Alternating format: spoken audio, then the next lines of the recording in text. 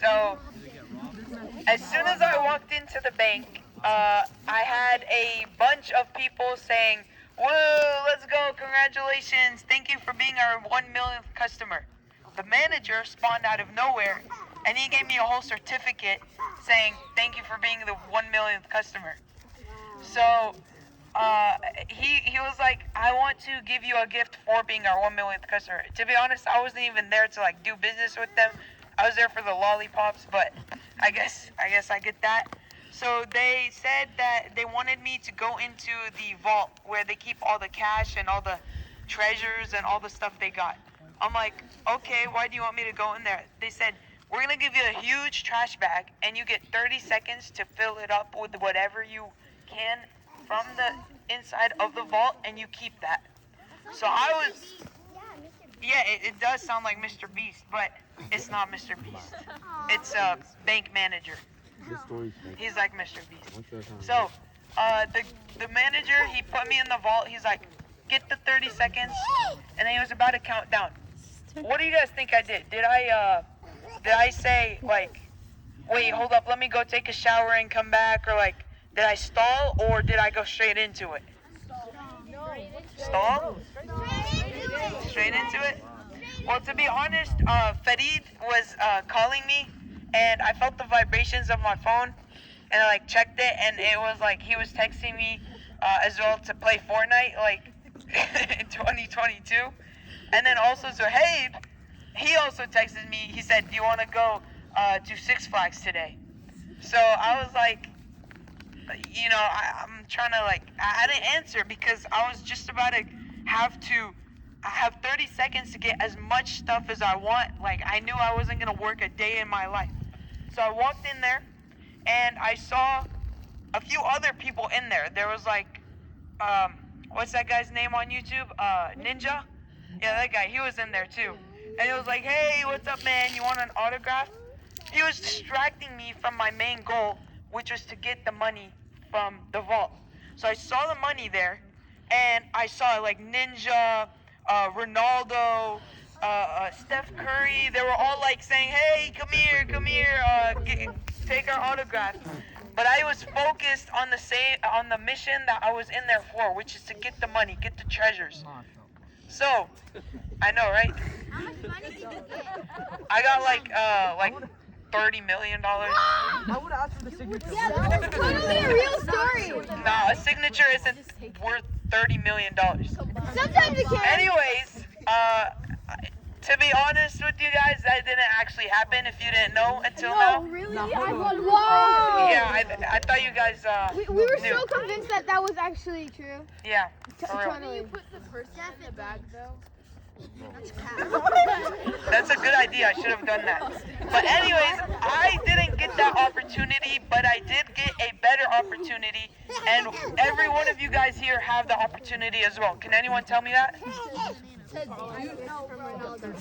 I'm being serious now, like not about Ninja and Farid and go to Jannah. Close. That's our goal. But what is our opportunity that we have? To live? Yes, that's actually right. We have life, alhamdulillah. So the life that Allah has given us, we need to make the most out of it, because the purpose that we have is to collect as many hasanats, as you all know, to make it to Jannah, as Ali said. Yeah.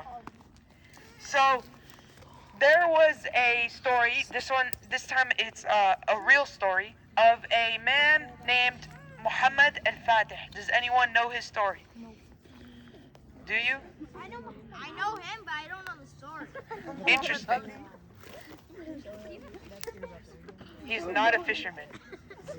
He lived many years ago. Is he like Muhammad Ali? No, he was better than Muhammad Ali. No one knows it? Alright, so Muhammad Fatih was a man that lived hundreds of years ago. And this man, he was set on a mission because he heard a hadith about that the Rasul sallallahu alaihi wasallam said about someone will conquer Constantinople. Does anyone know what Constantinople is? What is it?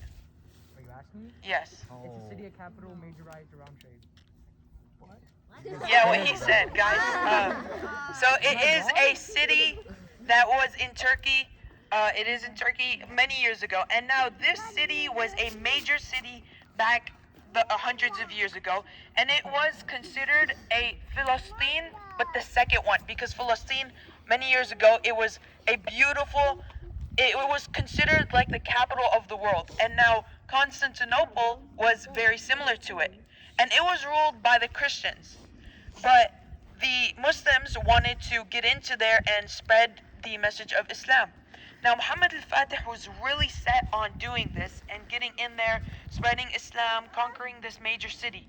So every single day, his instructor, his sheikh, his teacher, would take him and he would talk to him about how he'd tell him about Constantinople, and he'd give him positive reinforcements and all of this. And his mother did the same.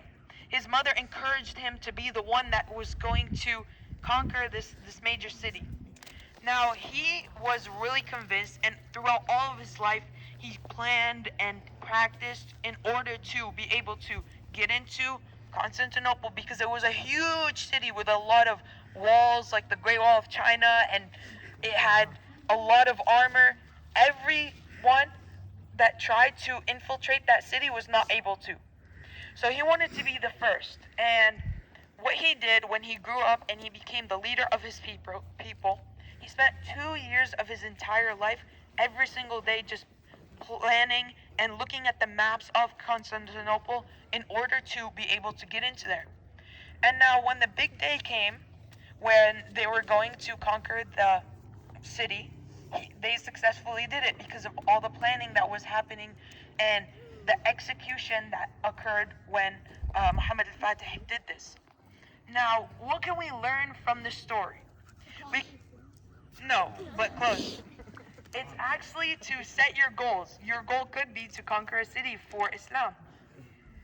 Now, but nowadays, another thing that we should learn is conquering cities is not the best way of doing da'wah, because at the time of Muhammad al-Fatih, not everybody knew about Islam. But nowadays, practically everyone knows what Islam is, but they don't know what Islam truly is. Like what the principles it teaches us, what the Rasul sallallahu alayhi wasallam taught us, his qualities and everything that Islam truly brings us, they don't know about it. So now what we need to do is we need to try to give da'wah in order to get everyone to know what Islam truly is, rather than the same da'wah that was back then, which is to actually get people to know about what, like, the word Islam. Now, the second point that I would like to mention, other than the purpose and setting goals like Muhammad al-Fatih, is time is short. We don't have much time. Just like the bank story that I was mentioning, even though it's not true, our time, as I mentioned earlier, the opportunity that we have is time. Alhamdulillah. But we don't know at what time we can be taken off the earth, because Allah can do it at any moment. We don't know when we will die, and we need to make the most out of our time right now because time is short. So, let me grab all this right here. And do you guys see this right here? There's some sand and dirt and all of this. It's falling out of my hand. Picture what I just showed you guys, how much time we have, and everything else, all the dirt and the sand and all of our planet. That's how much time that we will have in Jannah, or in our akhirah. So we want to make the most out of our short time that we have, which is the sand that I had in my hand, because no matter how much time you have here on earth, you won't have, it's not as much time as the akhirah. So we need to make the most out of our time now so that we can enjoy the akhirah and make it to Jannah, inshallah. Now, since our time is short, Allah, from His mercy and His generosity, He has given us many opportunities throughout our life in order to make the most out of it, get hasanat, and be able to make it to Jannah. And one of these opportunities, the major one, is Ramadan. Now, do you guys know that Ramadan is about 39 days away? Yes.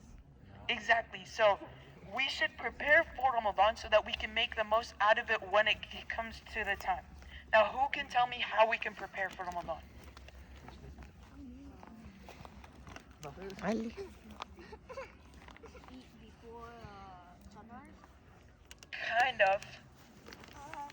Say you didn't know how to pray, but you probably try to learn how to Yeah, you learn how to pray. So prayer. fast exercise. Yeah, you can practice fasting. You can do dhikr. Exactly. You can read the Quran. All of these ibadats can prepare us for Ramadan so that when we get to Ramadan, we make the most out of it. So, because Ramadan is such a special time and Allah multiplies our deeds in it, we should practice setting our goals from now and also set goals during Ramadan because Ramadan is one of our best opportunities that we have. So why not make the most out of it by setting goals, practicing, doing, like writing down what we want to do in our life and then writing down a plan, just like Muhammad al-Fatih did. Now, there was a hadith of one Sahabi. So it was two Sahabis that were both extremely, extremely pious, and they would always worship Allah, and they were extremely good Muslims. Now, one of them died on the battlefield during a battle, and a year later, his friend, which was equally as good during the time that they were both alive, he died in his deathbed. What do you guys think? Which one do you guys think is the better one? On the battlefield? Wrong. So it is actually. I thought the same thing when I first heard it, but it's actually the one who died on his deathbed. Does anyone know why? Allah probably put him down for a reason. Yes, Allah does everything but for a reason. But what is the reason that this companion was better? Because there were more Ramadans who passed by. Yes, exactly. So, because he experienced one more Ramadan, and during this Ramadan, he made the most out of it, which elevated him in the eyes of Allah and it made him in Jannah. Just like how we should try to do, we should try to plan and make the most out of Ramadan so that we can make it to Jannah, inshallah. That's me, guys. Okay, does anyone have any questions? You don't know that he's in Jannah. Well, we know because the hadith mentions. Oh, okay, okay. Why is my brother so You could have thought that like he died on the battlefield because he might have been worshiping Allah and probably fought. Yeah, he was actually fighting against non-Muslims to conquer a city, so he died for Allah. Now, I have a few questions for you guys. What is the best time to set goals, and what's the best opportunity Allah has given us? Yes, that's right. Be nice to people. That is something that we should all do. Set our opportunities now because we said not a lot of time left. So Allah has given us life, alhamdulillah, but what is the best time that we have to set goals and what's the best opportunity? Ramadan? Yes, Ramadan. And Ramadan is approaching, as we mentioned, so guys, prepare as much as you can, and inshallah we'll make the most out of it and make it to Jannah, inshallah. Any other questions? No. Yes. I'm hungry. That's not a question. Alright, we're gonna eat soon, but we have a speaker right now. He's gonna give a short khatira, inshallah. So